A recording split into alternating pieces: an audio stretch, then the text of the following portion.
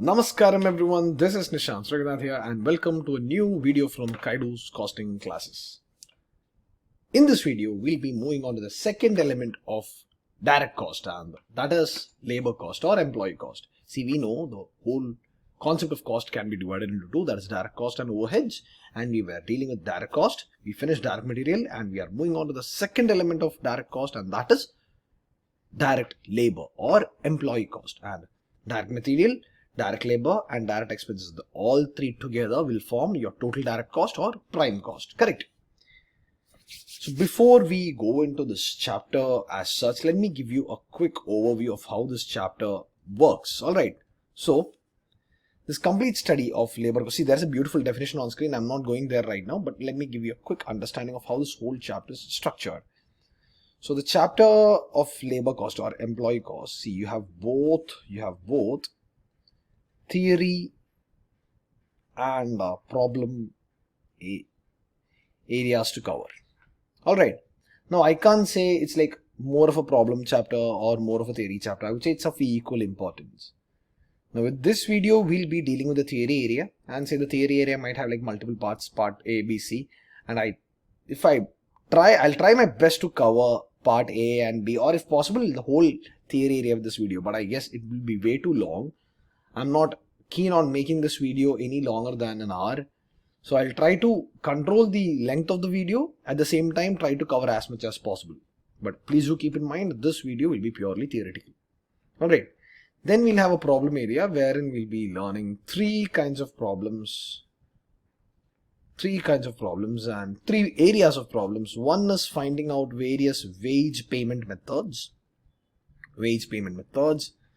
Next would be an area called labor turnover, and the final one will be of calculation of employee cost as per CAS 7. So three kinds of problems or three areas of problems that we'll be learning. Number one, different kinds of wage payment, different methods by which a company can pay their employees. Number two, calculation of a very interesting concept called labor turnover. And finally, number three, calculation of employee cost as per the law set out in Cost Accounting Standard 7. So here is a brief outline of the whole chapter. Now shall we begin? I think now it's a good time to begin, a good way to begin. So since you know the structure, as I said, we are entering theory. Let's enter by looking at the definition of labor cost as per our Cost Accounting Standard 7. The aggregate of all consideration paid, payable and provisions made for future payments for the services rendered by employees of an enterprise, including temporary, part-time and contract employees. Okay. The aggregate of all kinds of consideration. All the kinds of consideration. If it's paid or it's just payable, or even if just a provision is made for future payment. Alright, for services rendered by employees of an enterprise, even if the employees are temporary, part-time or contractual. So, any kind of payment, alright, let me just drag this down a bit. Any kind of payment which is paid, payable, or just a provision is made, okay, to any employee. I'll use capital A and two small e's as a short form for the word employee. To any employee who can be temporary, part-time or contractual will be termed as employee cost. Clear? Will be treated as employee cost. Consideration includes wages, salary, contractual payments and benefits as applicable, or any payment made on behalf of the employee by the employer. So wages, salary, contractual payments, benefits and all, you know what they are, right? And if you have learned the chapter income from salaries from Income Tax Act, you will be easily able to relate with all these terms. Now payment made on behalf of an employee, the last one, any payment made on behalf of an employee, it means say I am working in a company and I am living in a rented house where I am paying rent on a monthly basis. Say the company takes care of my rent payment. Company pays my rent. Or say company takes care of my electricity bill payment. Company takes care of my, say, utilities like gas and water to my house. They are paying everything. So they're taking care of payments that are to be borne by me. So the company is making a payment on my behalf to the electricity department, to the water department, right? That is supposed to be labor cost. Okay? That's supposed to be employee cost. Now employee cost is also called as labor cost. Okay? So clear, simple, right? Now the thing with labor cost is that, see, it's the second element of prime cost, as I said. Now we know prime cost comprises of direct material, direct labor and direct expenses. I would say direct labor is the most important of them all. The reason being, employee cost is a very vital area of the company from multi-fold angle. Say, I'll give the first area from where the company gives extra importance to employee cost. Number one, when you talk about employee cost and when you talk about controlling employee cost, see, what a company would be concerned of with their cost elements are to bring them to maximum, bring them to their most minimum, correct? Bring them down to the minimum level. So lesser the cost, higher the profit. So whenever we are talking about a cost, whenever we are talking about anything from our cost accounting syllabus, the target of a company is to reduce cost, correct? So when you're talking about labor cost, the target of the company is to reduce labor cost, correct? But the catch here is, see, when you're dealing with labor cost, with whom are you dealing? What is the item of cost? Human beings, right? And when you're trying to control human beings, do you think it's easy to control human beings like controlling a production process, like controlling a material usage, controlling usage of electricity? Do you think it's that easy? Absolutely not. Correct? That's because human beings are very complex beings. Yeah, these entities, these particular entities called human beings are very complex in nature. And they're very sensitive, they're very volatile. So if a company wants to control labor cost, like bring down labor cost, if the company like all of a sudden decides we are going to reduce the salary payment, will that work? No. Why? The people working in the company will be very unhappy and they might start to revolt against the company, or they might purposefully reduce their efficiency in work. They might try to cause damage to the company, correct? But an inanimate object like a material, say you are buying in a piece of raw material, no, that won't do any harm to the company because that's not a volatile or a unpredictable element of cost, whereas human beings are unpredictable elements of cost. Now for a company to reduce labor cost, as I said, labor cost, it means that you're dealing with human beings, correct? And when you deal with human beings, what you need to be very careful of is this thing called behavior of humans. So if you like all of a sudden go and decide, you as a finance manager decide, I'm going to cut down the salary of all the employees by 10%, what will happen? Utter chaos, correct? So you shouldn't be targeting to simply reduce the company's total labor cost or total salary cost. Rather, what you should do is, see, you should set up an optimum wage payment system. I would say optimum wage payment system. And by this, what I mean is, give the employees a very decent, yet it is not bringing on a heavy bearing to the company, a very decent, not bearing, impact bearing wage payment, like wages plus bonus plus incentive. Okay. Bring in a system wherein you design, you structure a very good payment system. Now when there is a very good payment system, what happens? Employees are happy, right? Employees happy. Now when employees are happy, what happens? They are motivated to work. They are motivated to work. When they are motivated to work, what happens? Their productivity increases, right? Their output increases. Correct? Their efficiency increase. Now when productivity increase, what happens for the company? The company's profit goes up. Now how does that happen? Say an employee, say let's take the example of say a woodworking factory. Let's take this particular table, for instance. Say it's a carpenter in a company. Okay, carpenter in this woodworking factory. Now, the target for the woodworking factory is to bring in maximum profit. Correct? Maximum profit is their target. Now, when they're trying to bring in this target of maximum profit, one way to increase profit is to increase the selling price. The other way is to reduce cost. The company, as I said previously, cannot reduce cost by like reducing the payment to the carpenter. But the company tells the carpenter that you work here for 8 hours every day, right? So for every hour spent, say we are giving you 200 rupees. So one day you are getting 1600 rupees.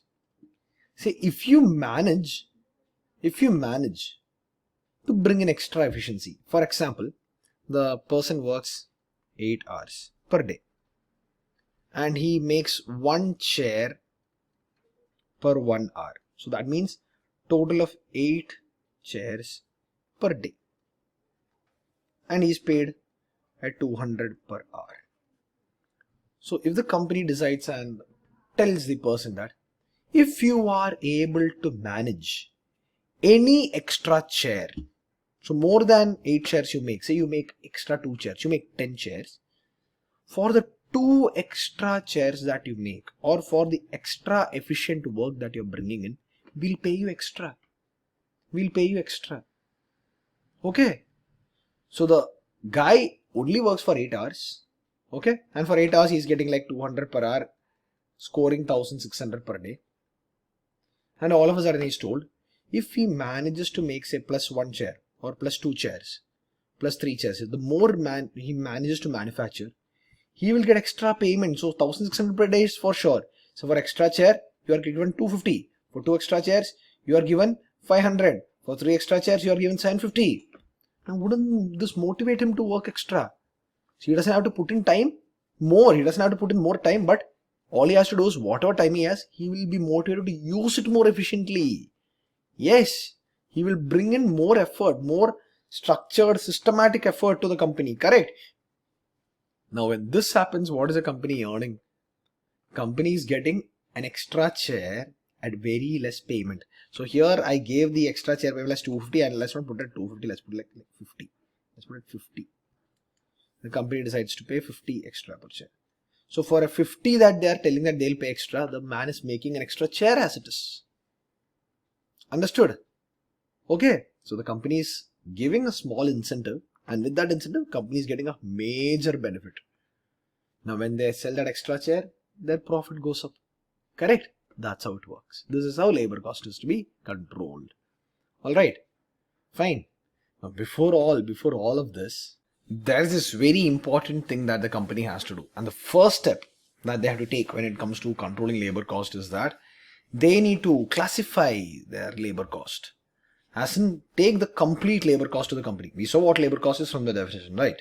So whatever payments that they are making to any kind of employee in the company, take all the payments that they're making, they'll get it from their accounting records and classify it as direct labor and indirect labor.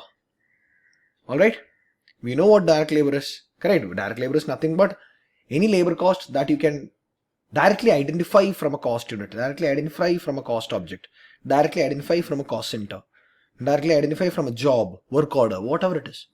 Correct? It's the payment made to employees who are directly engaged in production. For example, the same case that I gave before. The payment made to a carpenter can be directly traced to a table or a chair. But say in that same factory, there are accountants, there are admin staff, there is a security department, there is a canteen. Do you think the payment gone to the canteen staff can be tracked to a single table? Absolutely not. Correct? Because you do not know. It's impossible to say there are 5 staff in canteen and 1 staff is a cook, the person cooking the meals.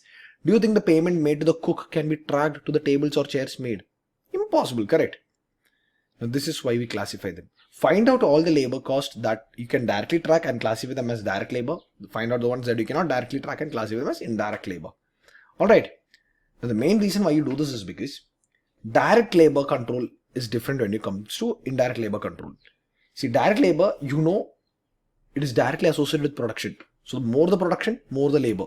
Correct? So more the guy makes. So here, the more the chairs he make, more the payment is gone. Correct? But do you think just because he's making more chairs, the accountant will get extra payment? The security staff will get extra payment? No. So production change is not affecting the accountant's payment or security staff payment or the canteen staff payment. Correct? So direct cost will directly vary with production output. Whereas indirect labor does not have to. They generally don't improve with that production output at all. But at times companies will be giving like bonus to accounting department security department, canteen department. Say for example, in a particular year, the company targeted 200 chairs to be sold, but the company got like say, 1,000 chair sales. So company is very happy. So let's pay some bonus to everybody. Let's make everyone happy.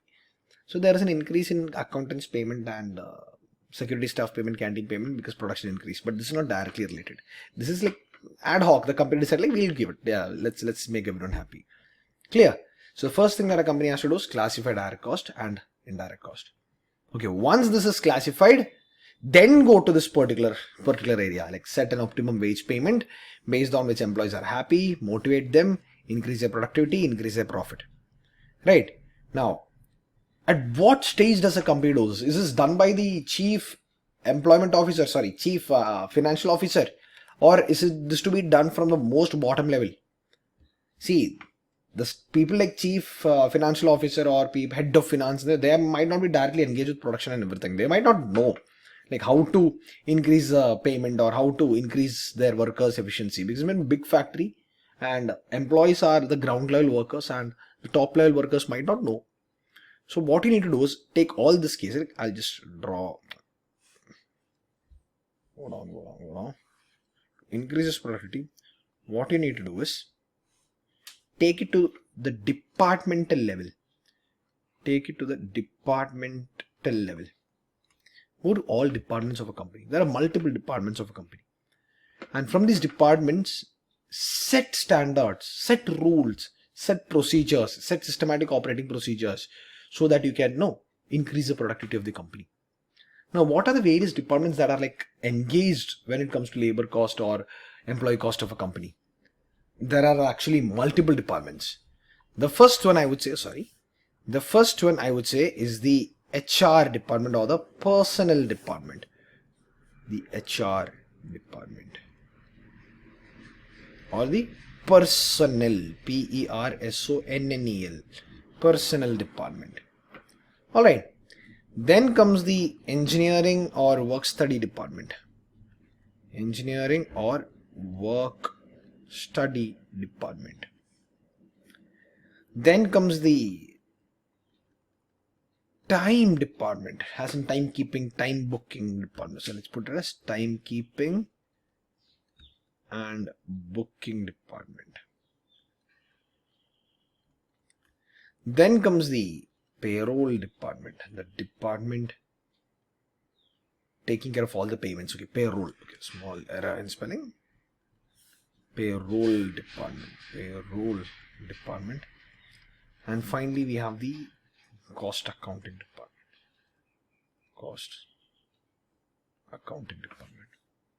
Now, what do these departments do? See, HR department is a department that is concerned with recruiting enough staff to the company. And not just enough staff, recruiting good quality staff. Efficient, economic and effective staff for the company. So what an HR department would do is like they'll go out and like they'll ask the company, what kind of staff do you need? The HR manager will go to different departments, go to production department, go to accounting department, go to canteen department, go to logistics department, go to admin department, go everywhere and ask what do you need in the form of employee force and get a report from each of those departments. And the HR department will go on a hunt, searching for people. They'll search for people, they'll recruit people, they'll give basic training to them, just the basic training to them. Once this basic training is done, and they're recruited, the HR department will maintain their records, like employee data is registered.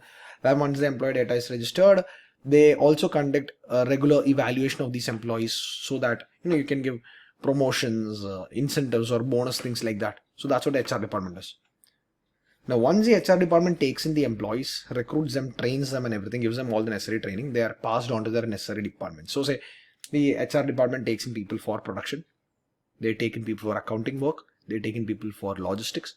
They're taking everyone. Give them basic training. Now, once they give the basic training, the production worker is sent to the production department. Accountant is sent to the finance department. Operations guy is sent to operations department. Logistics guy is sent to the logistics department. Admin guy is sent to admin department. They are all sent to their own engineering or their own work study departments.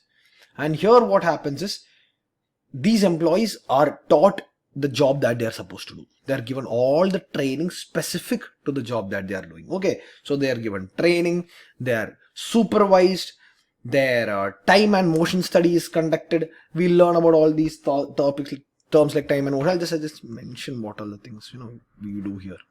They are given training of the job. They are supervised. Their time and motion study is conducted. Their job evaluation is conducted. Job evaluation, job analysis is conducted, and their job evaluation is conducted. Yes, whereas HR department, their duty was to find out requirement of employees. Once the requirement is found out, go hunt and find and recruit necessary employees. Once recruited, give basic training. Once basic training is given, the next step is to maintain their records and use these records and data for future evaluation. Now, we are here wherein the employees are taught what they are supposed to do. Now, once they are taught supposed to do, they'll start working, correct? They'll start working, they'll come in every day, spend the time in the factory and work. Now, when they start doing that, there comes the importance of timekeeping department. So, timekeeping department is a department that takes care of attendance of the employees. That's what timekeeping does. What time booking does is give out a report as to what's the time that the employees actually spent on job. Find time spent on job. Say an employee comes, registers morning 10 a.m. Okay, attendance is marked by 10 a.m. and he leaves that day by 6 p.m. That means he's working for 8 hours that day. But out of these 8 hours, say 1 hour is a break, 3 hours he's spending on job 1, 2 hours in job 2, 1 hour in job 3. Time booking department will register the time that they spend on each job. Like finding out the time the employee inside the factory spends it effectively on jobs. So out of the 8 hour, 1 hour is gone, say for lunch and everything. So time booking department will only give the time booked against each cost center or cost unit or for each job. Or booking department will give the amount of time the employee actually books useful to the company. Whereas timekeeping just gives the total time. Then comes the payroll department. Now this is the department concerned with making all the payments, as in paying salary, wages, recording all the data, incentive, bonus, things of that sort. And then finally we have the cost accounting department, and here the duty is accumulating all the cost, finding direct cost, finding indirect cost, totaling them up, allocating all the direct cost, apportioning all the indirect costs and things of that sort. Like finding all the total labor cost. That's what the duty of cost accounting department is. So these are the multiple departments in an organization who will be like directly concerned with how a company functions with respect to controlling their labor cost. Okay, so these are the various departments to which labor cost control can be assigned in order to increase the productivity, because productivity increases where we stood at, right? To increase the productivity of the company. Clear? Yeah, basic, right? Basic stuff. So now when it comes to labor cost control, we saw how classification of labor into direct and indirect, and thereby trying to control them by increasing the productivity and splitting the duty to various departments is done. Now the next step to take care of, or the next factor to consider when it comes to labor cost control is an item called production planning. Production planning. So the next item when it comes to labor control is called production planning. See, this particular area you'll actually learn in detail from your, I think the paper number is 10 or 12, I'm not sure, sorry, 9 or 10. That is operations management. Your second group paper, operations management, will teach in detail. You have an extensive study to the concept of production planning. And production planning refers to the process of like scheduling production, setting up a production line. Wait, I'll just go to the study material and just take the definition. Yeah, here it is. Production planning includes activities like planning, scheduling, routing, machine loading, product and process engineering, work study, etc. As in a lot of techniques that you do to plan what you are going to produce, plan how you are going to run your production facility, Alright, and then you will conduct a lot of studies like work study, time study, motion study. Do all these things to find out what is the best way to do a job, what is the best time to do a job, and with this best time and all, you will prepare a budget. With the best way, you prepare a budget. So that's the next factor. So after production planning, let's go there. So with production planning, you plan and schedule and conduct your production activity. And when you do all this, you conduct multiple studies like work study, time study, motion study, etc.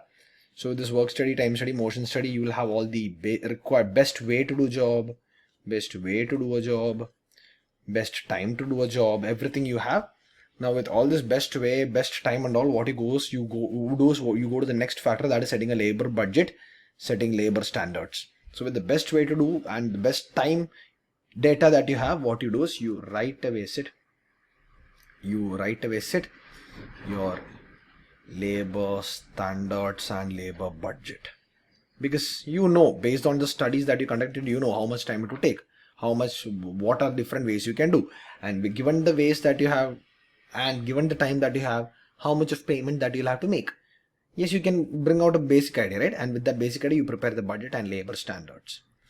And with the labor standard and labor budget, what you do is you prepare a blueprint for the next period. As in, this should be the standard at which we should work. This should be the total budget for our labor cost. So you set that blueprint and you conduct your actual work. You compare the actual work and this standard set and see if your actual work is going according to your plan. If it's not, take necessary action. Correct? So once labor standards are set, you look at the actual work and measure and analyze their work and prepare a performance report. And with the performance report prepared, if the employees are working better, you give them incentives. So once labor standard and budget are set, the actual performance is measured. And a report is prepared. And if it is good, you give the employees incentives and whatnot. And if it's not good, not as expected, you will take necessary action. Necessary action will be taken to make it better. And together with all the data, with all the standards, with all the time, with all the best way to do, with all the budget, with all the actual performance data, all the incentives and all the actions to be taken, you finally enter labor cost accounting. Clear? Simple, right? Simple, yeah?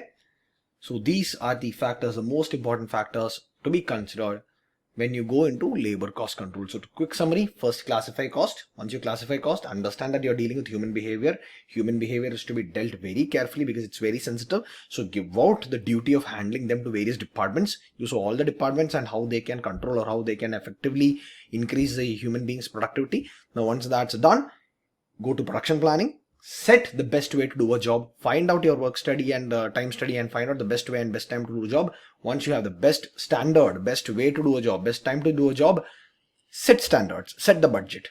Once the budgets are set, measure the actual performance. So I set my budget, my work is supposed to go like this. But my actual work, I'm measuring, is going like this, it takes some various deviation and then it's going straight. So up until this area, there's a change, correct? Understand why this change happened. But in this area, it's even better. We went over and above the expected budget. I mean, we went over and above the expected standards. As in, positively went above the expected standards. Now, if this is the area, it's good performance, give them incentives. If this is the area, not so good, take an act. Sorry, if this is the area, not this one. Sorry, not this one.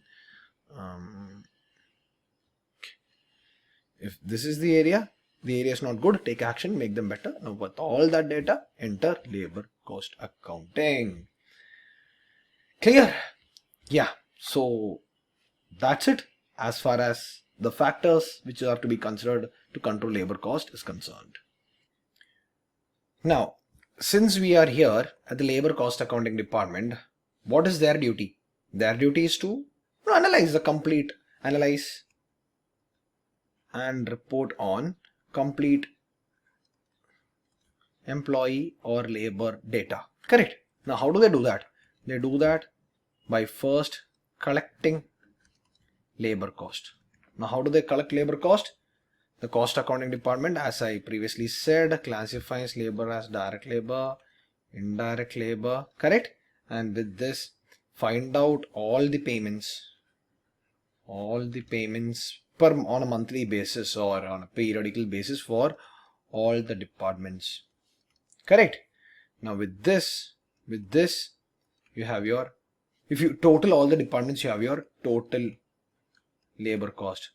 And this particular total which we have for all departments, like we can, since we classified it as direct and indirect, what we can do is we can like take all the direct labor and put it into cost of goods sold as direct expense.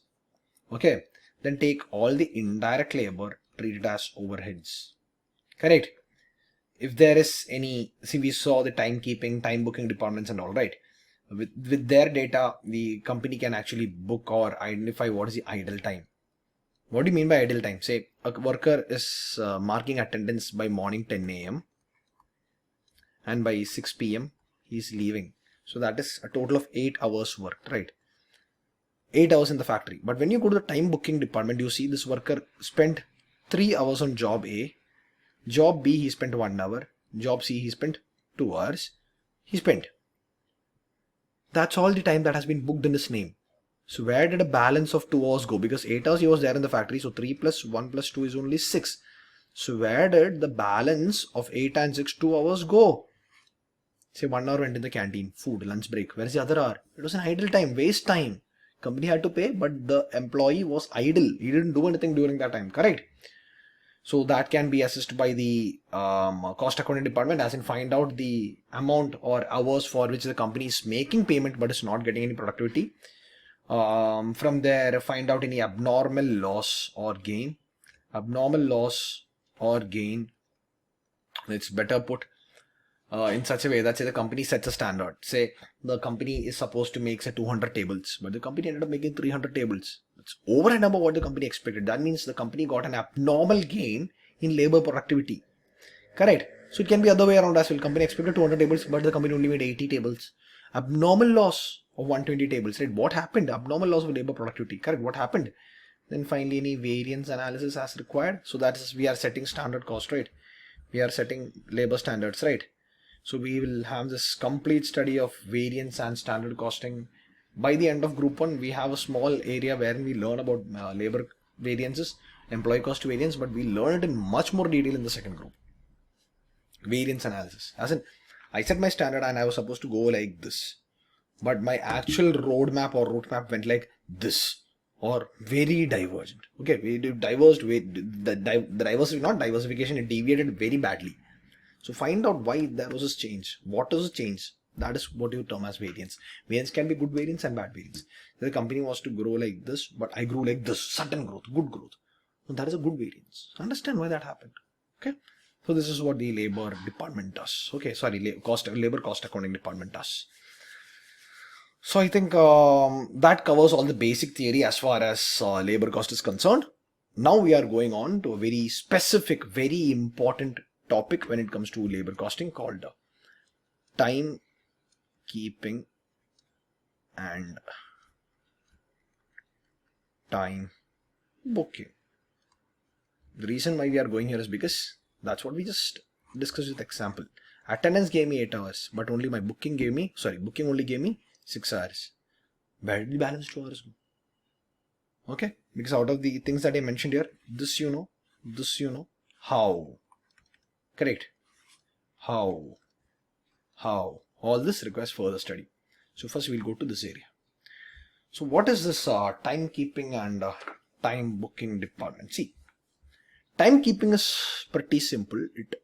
It analyzes the in and out time of an employee. That is, simply put, it gives you the attendance. Correct. And by attendance you refer to the total time spent by the employee in a company. So 8 hours the company spent. 8 hours the employee spent in the company. But it does not tell you how that time was spent. How was it spent? In which all jobs? Which job did he do? How much was productive? That You do not get. And to get that, you have time booking. So time booking gives out the exact productive hours, productive time. Okay, that is the timekeeping department's and time booking department's duty. So we have some theory with respect to timekeeping, some basic theory as in various methods of timekeeping. That's all that we have to learn as far as timekeeping is concerned. And when it comes to time booking, we learn various methods of time booking like job card system, time card system, okay, things like that. So let's quickly go through that theory. I'm not going to explain it in detail because there is no point in explaining all these things in detail because it's beautifully explained in your study material. And it's pretty self-explanatory, as in you read and you'll understand. There is nothing much to explain there. So timekeeping, as I said, is an attendance system. Timekeeping is an attendance system. That is the total time that an employee spends in the factory. That's what is being assessed here. And it can be done via two ways. Two ways attendance can be recorded. You have the manual way and the mechanical way. You have the manual and the mechanical ways at which you can keep your time, as in mark attendance. So manual ways, you have attendance registers. You enter the company, mark, write your name, register your in time, out time. Yeah, you do that by hand in a book. Or there is another technique or method by which you manually keep attendance called the disk system. It's like you are given a token or a disk or a card which bears to you as an employee, and when you enter the factory, you take that card and hook it somewhere. You put it inside a box. And once, see, the entrance time is like 8 o'clock at the factory. So say you reach by 7:55, you reach and you take your disk and put it inside the box. And by say 8 o'clock, the timekeeper comes and takes away the box. And when he takes away the box, he'll check all the disks inside, and each disk is for one employee. He'll mark these guys are present today. But the problems with these kind of techniques is that it can be easily manipulated. Say my friend is not coming today to work, but he gives me his disk. So I just go and put it inside the box. So when the timekeeper comes and takes the box and goes, and when he's checking, he'll find my friend's disk also there. He'll mark attendance for my friend, right? So this is the problem with manual system. So collusion between the employees can actually easily manipulate the system as such. So in manual, you have two systems, and they are attendance registers, and the other one is disk or token. It's also called token system. All right. Then we have the mechanized systems. In mechanized systems, number one, we have time recording clocks. Sorry, pardon my poor handwriting. It's actually pretty tricky to write with this pen. Clocks. Number two is dial time records. Dial time records. Number three, punch cards. Number four, which is actually the most common one in today's time, that is biometric system. Biometric systems. Alright, so let's have a basic study on all these things. And as basic study on all these things, let's start with time recording clocks first. See, this is a very unique clock which has a mechanism wherein it can record time. It has like a punching system, not punching system, like printing system. So say I have an employee card. I enter the factory. What I do is I take my card, I insert inside this clock, and the clock immediately prints a time onto my card. So I will have multiple areas in my card like arrival, lunch in, lunch out, and departure. So leaving. So in time, lunch in time, lunch out time, and factory out time. So I'll first mark my factory in time in my card. Then when I'm going for lunch, I'll go to this time recording clock, insert the cards, lunch in time. So they'll print what time I've gone for lunch. Then I'm coming back after lunch, I'll print my lunch out time. So for lunch over time. Then finally when I'm exiting my factory, I'll insert the card and print my factory out time. And the best part about these clocks are that, see, they change their ink color. Say for example, if I'm supposed to enter by 8 o'clock, but I'm entering by 8:05, my punch time will be like 8:05, but then it will be recorded in color red. They will punch it in color red. So likewise, the color changes, and you can, like, the company can track late entry, early exit, and things of that sorts with the help of these time recording clocks. Okay. Now moving on to the second technique, that is dial time record. This is also again a clock, but then In this clock, you do not actually insert anything, but what you do is this clock will have an extra dial. In that dial, there will be like 150 number of holes, close to 150, 200 or something. And each of these holes represent your employee number. So when you come to the factory, what you do is this clock has an arm outside. You take that manual arm, that radial arm, place it, like it has a toggle at the end. You take the toggle, place it on the number of your required number on the dial. So say my number is 14. So I take the arm, place it on 14, and I press the arm. So when I press the arm, this arm pushes the dial, and this dial, it has a paper inside. Okay, this dial imprints. Number 15 came in by, say the time right now in the clock is 7:55. So it's recorded. So that's the benefit of dial time records. But the problem with dial time records is it's extremely costly to implement. Very, very costly to implement, because as I said, it can only take to a certain number of employees. Say 150 employees, then you'll need to have 150 holes in the dial. Correct? 200 employees, you need 200 holes in dial. So if you take 10 extra employees, you'll have to bring in a new clock, or you'll have to bring in a new dial. So very expensive, pointless system. Then finally you have punch cards. Punch cards is where, see, you are given the cards. For example, think this is a punch card. Okay, this is not actually a punch card. You have a card where it says Monday, Tuesday, Wednesday, Thursday, Friday, all the dates and everything are given. Okay. Now, when you, and your name is on top. So when you enter your office, there is a punch card clock. You insert, and the punch card goes to the correct date and like punches a hole, correct hole against the correct time. So they punch a hole on your card, and by the month end, you submit this card. In the card, it will be, okay, Monday on the 15th of September, you came in at this time. On 16th of September, you came in at this time. All the data will be there. That is punch card system.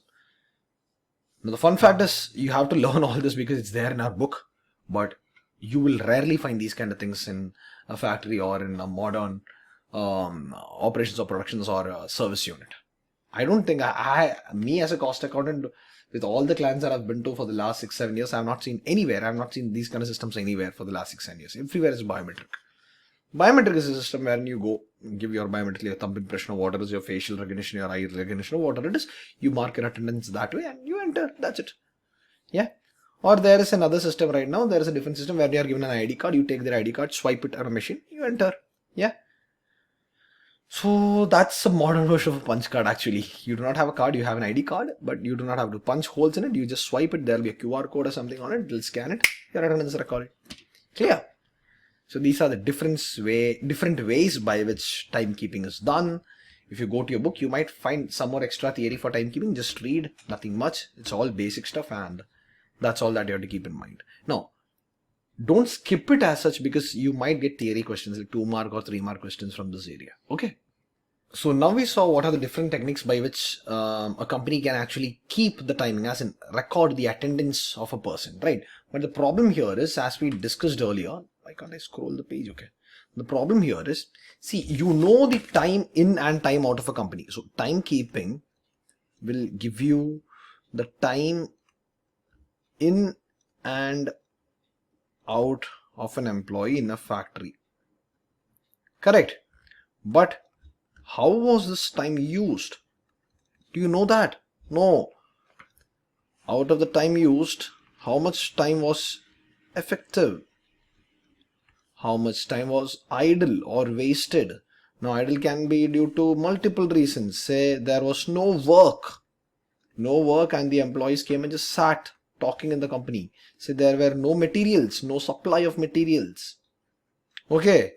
Say there was work, there were materials, but no instructions were given to the employees on starting the work. Say there was a machine breakdown. Say there was power failure. So a company would be very much interested to know. Say the company records 8 hours of time per worker a day. So they have 100 workers, so 800 hours is booked. But by the end of the month, they were supposed to, for 800 hours is booked a day. So if they have 20 working days, they are supposed to have 16,000 effective working hours, right? So 800 hours per day, 20 working days means 16,000 hours per month. But when they check their actual data, they only have 10,000 hours of work done. So where did the balance go? Where did the balance 6,000 hours go? Why was it idle? Now that's why we need this data. Now if you go to the, if you have a mechanism, say you have a mechanism where this idle time was recorded and the reason was recorded, say we do not have work. So company cannot blame the staff. Say there was no material. The company cannot blame the staff. The company will go to the material department. Material department ask, why didn't you have enough supplies? Because of you being a failure, the company lost 6,000 hours. Say the company saw the reason as the instructions weren't given. Then the company will go to supervisors. Like, why are you paying you? You were supposed to give instructions to your workers. Then they would have worked. We lost 6,000 hours. Or if it was due to machine breakdown, the company will go to the repair and maintenance department of the company and ask, why didn't you repair it properly? We had machine breakdown to severe levels that we lost 6,000 hours, correct? Or power failure, then they'll go to the power department, not with the company. If the company has their own power, then there, or they'll go to the government power department and ask, don't cut power like this, we are losing money, man. Correct, this is why we need all this data. Alright, so but then from where do you get all this data? All this data you get from a particular process called time booking. Alright, time booking is what gives you all this data. There are multiple ways by which you can book time. Say, to briefly put, there are 3. There are sheets, there are tickets, and there are cards. Okay, so there are sheets, there are tickets, and there are cards. Sheet is nothing but an employee being given a daily sheet or a weekly sheet, and in the daily sheet the employee, once he enters the factory after marking his attendance, he is given a sheet. Job 1, job 2, job 3. So when he enters job 1, he'll mark the time he entered job 1. When he exits job 1, he'll mark the time he exited job 1. Then job 2 is entry time, job 2 is exit time. So and at the end of the day, the total time spent on each job is available. Now this is prepared on a daily basis or a weekly basis. So sheets can be daily or weekly. Then you have tickets. Tickets mean job tickets. Say when I enter the company, my supervisor assigns me job 5. So when he assigns me job 5, he gives me a ticket for job 5. So in my job 5 ticket, I record the time in, and when I exit, not me, the supervisor enters a job time in, and when I finish the job 5 and give the ticket back to my supervisor, he'll record the exit time, then he'll give me another ticket. Say he tells me go do job 7 with the time recorded of entry. Now once I finish job 7, I go back and give it to him, he enters the finished time. So that's a ticket system, wherein a ticket is given to a worker for each job. Then finally we have a card system, that is a job card system. So for each job they will open a card. So job 1 has a card, job 2 has a card, job 3 has a card, job 4 has a card. So when I enter the factory, my supervisor tells me, you are supposed to go to job 3. He tells my friend go to job 1. He tells one of my other friend to come to job 3. So both of us go to job 3 and there will be a big card there. Both will record my name, my friend's name, in time. Yeah, out time will record there. So each job will have a card. And in that card, every worker will record their data. So that is job card system. And so at times job cards will be associated with time cards as well, because that would be a bit more transparent system wherein I enter my daily attendance time as well along with my job time. So job card and time card system is also there. Okay. So that's all that you have to learn for time booking. So we learned what timekeeping and time booking is, and we'll go to one more area before I wind up this video, and that area is called the Payroll Department. Payroll Department. Okay. Now what does this department do? See, with all the time that has been recorded as per the timekeeping department and all the time that has been booked as per the time booking department, we need to pay the employees, correct? Now that's the duty of the payroll department. So the payroll department in short,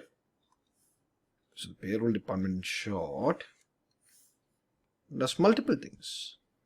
Things like, number 1, they decide or they communicate the complete wages to be paid by the company for a month. Total wages to be paid for a period. It can be a month, it can be a year, it can be a week. So they give the total wages. Now they just do not give the total wages, they will give a detailed wage sheet. As in, this particular total payment will be broken down to total wages, total bonus, total incentives, total overtime payment, everything of that sorts. No, not just on a total basis, they'll give it on an individual employee basis. They'll give all this data. So say the company has 200 employees, the payroll department will have individual employee wise payment data. So how much did employee A get as basic wages? How much did employee B get? How much A got as bonus? How much A got as incentive? How much B got as overtime? Everything individual employee wise. And not just individual employees, they'll have department-wise data as well. Department-wise data as well. Now, why do we need all this? We take all this and the labor payroll department gives us data for management of the company. Management of the company, because the managers can take decisions like which department is incurring highest expenses, or which employee is earning the most. Should we motivate him more, or should we motivate others to match his performance? Now, after management or helping managing or taking decisions for the company, this management decisions can also aid in, or payroll department can also aid in internal checks. Internal checks. Say the company finds out from a department wise data that, let's say there are 5 departments, A, B, C, D, E. Department C is incurring good cost, but then their productivity is very low. Why is that happening?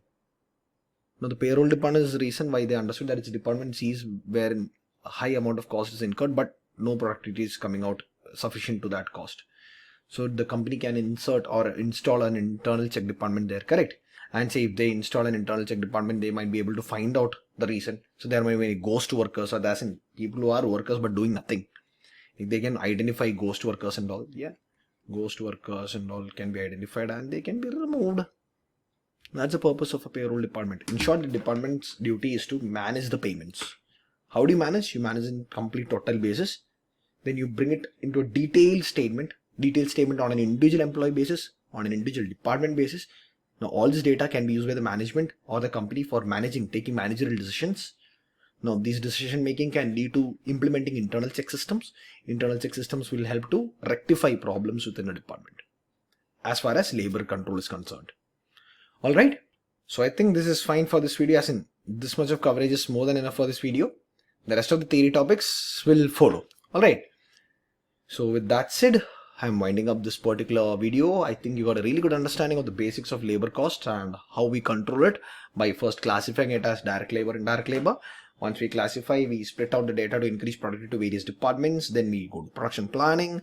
Then from production planning, time study, motion study, work study, production planning and control, budgets and standards. Like we saw that whole flow, right? And we finally reached payroll department. So in the next video, we'll proceed with topics like time study, motion study, work study. Why do we need them and what is their importance and what do they do for a company? Yeah, I think there will be 2 more videos for the theory area for labor costing, and then we'll move on to the problem area. In the problem area, it's very interesting. It's not like this. It's not so dry. Problem area is very interesting. We'll learn a lot of wage payment techniques, as in various techniques that the payroll department uses on deciding how much of wages are to be paid. Then we'll learn about labor turnover. And then finally, we learn about cost accounting standard 7 and how the cost accounting standard 7 asks us to calculate total labor cost. So with that said, I'm winding up this video. I request you to show us some love. Bring in more traffic. Tell your friends about our small channel, small entity, KYDU. Bring in more people to us. Share, like, comment, subscribe and whatnot. Yeah, just show us some love. So that's all. This is Nishanth Reghunath signing off from yet another video of KYDU. See you in my next one. Take care and goodbye.